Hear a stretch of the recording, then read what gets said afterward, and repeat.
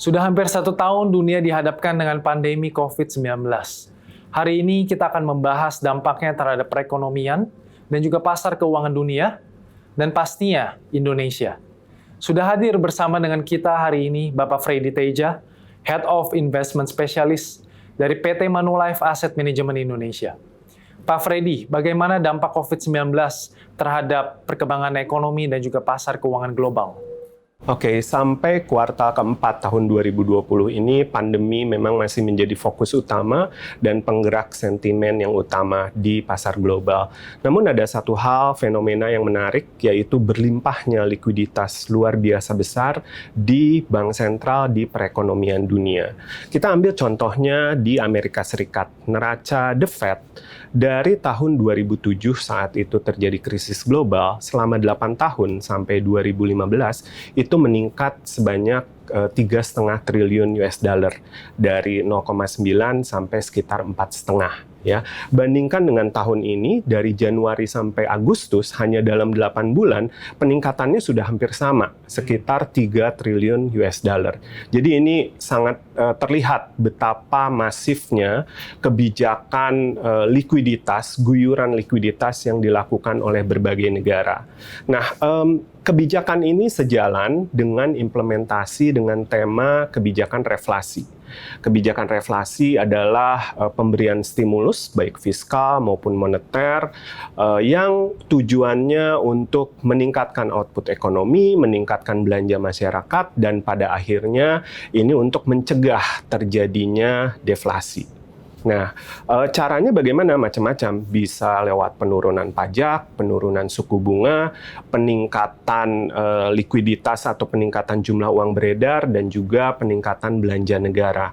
Ya, hampir semua negara di dunia melakukan kebijakan ini.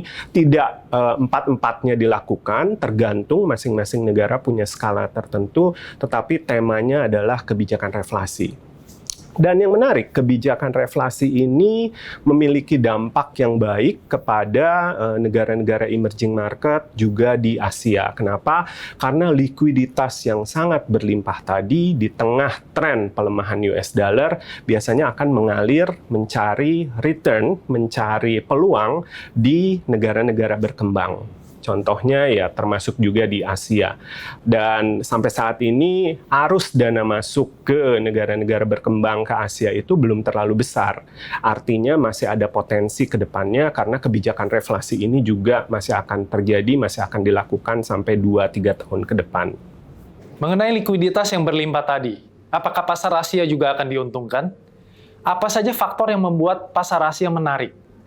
Indikator ekonomi kawasan Asia diperkirakan akan membaik lebih cepat dibandingkan kawasan negara maju karena di kawasan Asia ini lebih berbasis manufaktur dibandingkan sektor jasa yang ada di negara-negara maju.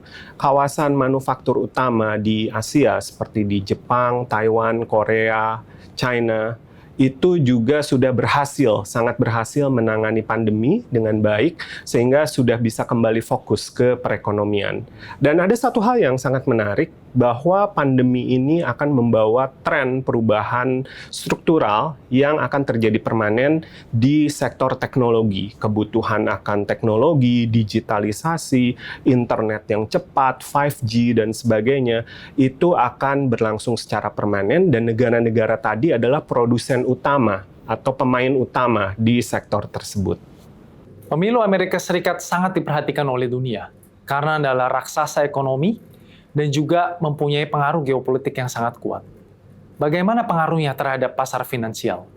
Ada persepsi bahwa pemerintahan Partai Republik ini lebih pro-bisnis, lebih market friendly, lebih baik untuk pasar saham, sementara Partai Demokrat sebaliknya. Ini sesuatu yang salah karena berdasarkan studi indeks Dow Jones yang dilakukan sejak tahun 1900, ternyata tidak ditemukan korelasi khusus, pola yang khusus antara pemerintahan partai tertentu dengan pasar finansial. Dan yang perlu kita pahami adalah tidak berarti setiap pemerintahan baru ini akan menghapus kebijakan-kebijakan yang dilakukan oleh pemerintahan sebelumnya. Kita lihat contohnya tahun 2008, Barack Obama dari Partai Demokrat menggantikan George Bush dari Partai Republik. Saat itu banyak kebijakan-kebijakan Bush yang tetap dilanjutkan oleh Barack Obama karena fokusnya adalah pemulihan ekonomi pasca krisis global. Dan ini pun yang kita akan prediksi akan terjadi di pemilu saat ini, tahun 2020 ini. Siapapun yang menang, fokusnya adalah pemulihan ekonomi pasca pandemi. Sekarang kita beralih ke kondisi domestik. Pertumbuhan PDB kuartal 2 2020 Indonesia mengalami kontraksi sebesar 5,32% secara year on year. Dan di kuartal 3 diperkirakan kembali akan mengalami kontraksi disebabkan oleh PSBB yang kedua. Dan jika benar ini terjadi, maka secara teknikal Indonesia memasuki masa resesi. Bagaimana pendapat Anda mengenai hal ini? Sama seperti kondisi global, Indonesia memang tidak terhindar dari pelemahan ekonomi ekstrim akibat terhambatnya roda ekonomi selama PSBB. Dan betul sekali di kuartal ketiga ini pun diperkirakan pertumbuhan ekonomi Indonesia masih terkontraksi atau masih negatif, yang artinya kita memasuki resesi secara teknikal. Fokus pemerintah saat ini adalah membalikan arah aktivitas ekonomi, diupayakan trennya membaik dari kuartal ke kuartal. Kuartal ketiga diharapkan lebih baik dari kuartal kedua, dan kuartal keempat nanti diharapkan lebih baik dari kuartal ketiga. Realisasi stimulus di semester pertama 2020 ini sangat lambat. Berbeda dengan di semester kedua ini dipercepat, diperbesar. Dan inilah yang diharapkan akan menopang pertumbuhan ekonomi, aktivitas ekonomi di kuartal ketiga, dan juga di kuartal keempat nanti akan dapat lebih baik.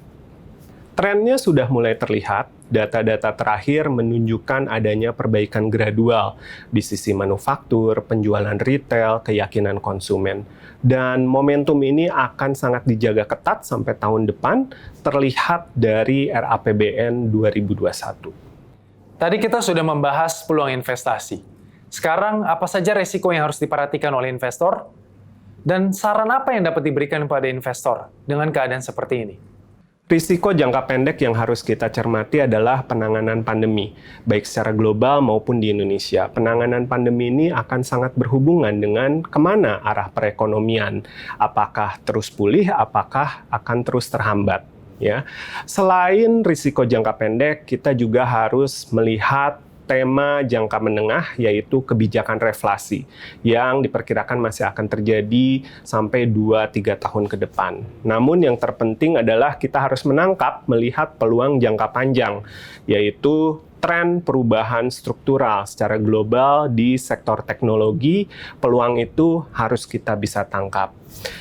Untuk investor, kami sarankan selalu melihat kembali profil risiko, kemudian juga horizon investasi, dan melihat apakah ada kebutuhan diversifikasi, baik mata uang maupun kawasan negara tempat Anda berinvestasi.